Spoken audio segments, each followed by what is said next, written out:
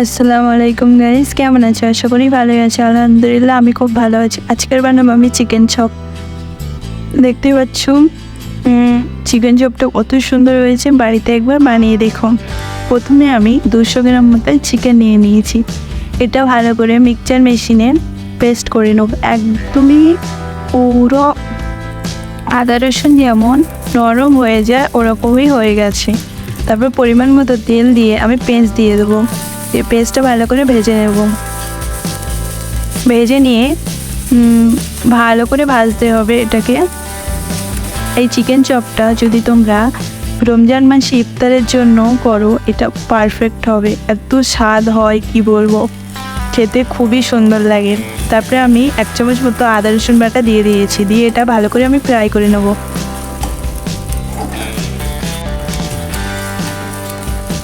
Sunday বারে এটা বানিয়েছিলাম আমি।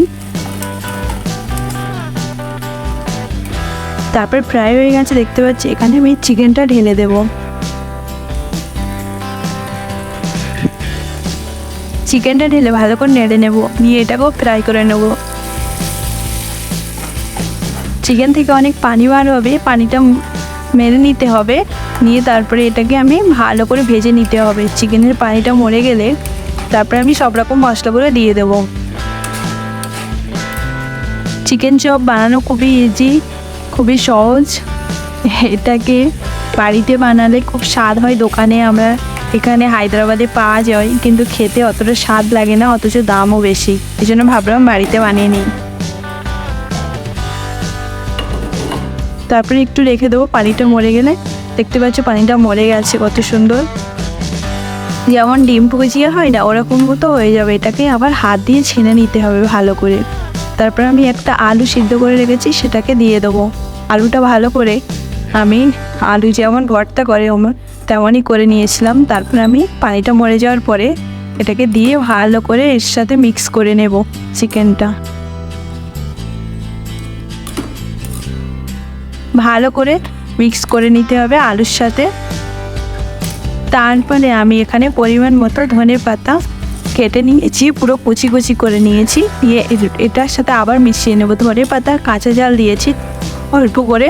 তারপরে এখানে জিরে, মরিচ আর একটু গরম মশলা বাটা সবগুলো একসাথে দিয়ে দিয়েছি। ধনিয়া গুঁড়ো, তারপরে আমি দিয়েছি ম্যাগি মশলা, তারপরে আমি দেবো এটা চাট মশলা, তারপরে আমি দিয়েছি কাশ্মীরি ঝালের গুঁড়ো দিয়েছি। তারপর দেবো আমি টমেটোর সস। দিয়ে ভালো করে মেখে নিতে হবে। এটাকে ভালো করে মেখে মেখে নিতে হবে। এই পর্যায়ে গ্যাসের চুলোটা একটু লোতে দিতে হবে যাতে পুড়ে না যায়।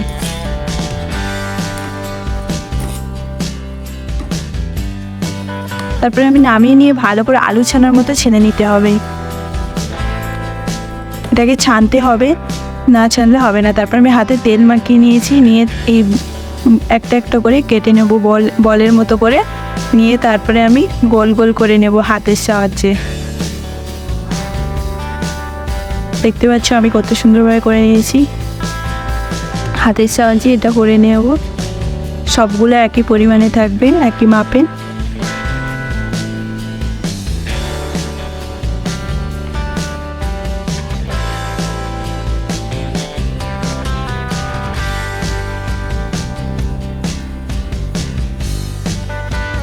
সবগুলো করে নেওয়ার পরে তারপরে আমি একটা প্লেটে রেখে দেবো।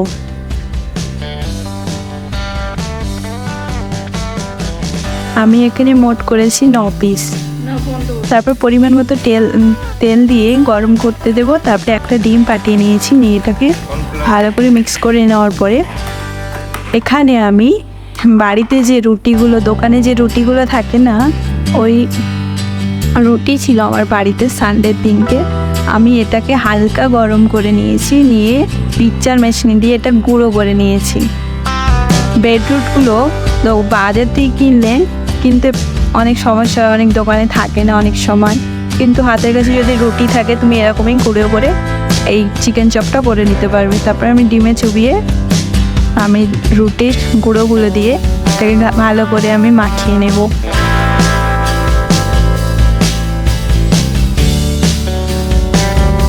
তারপর আমি তেলটা পরিমাণ মতো গরম হয়েছে, বেশি গরম হলে হবে না, তাহলে পুড়ে যাবে। অল্প গরম ছিল সেটাতে আমি ঢেলে দিয়েছি। 3 পিস করে দিয়েছি প্রথম, তারপরে আমি এটাকে ভেজে নিচ্ছি। দেখো কত সুন্দর কালার আসবে, একদম দোকানের মতো।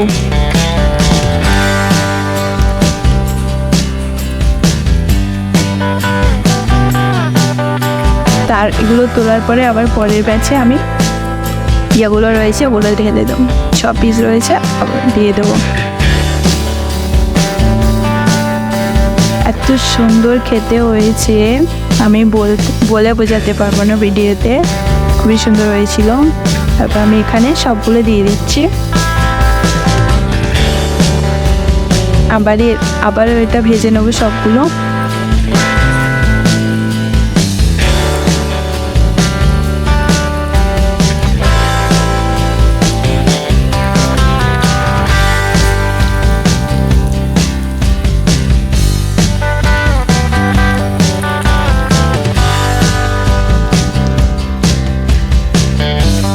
দেখতে পাচ্ছ লাল লাল হয়ে আসছে, একটু নেড়ে দেবো।